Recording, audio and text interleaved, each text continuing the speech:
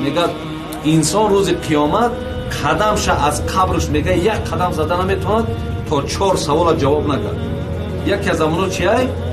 یک من عمری فیما افنا. خدا میپرسش چند سال حیات دادم؟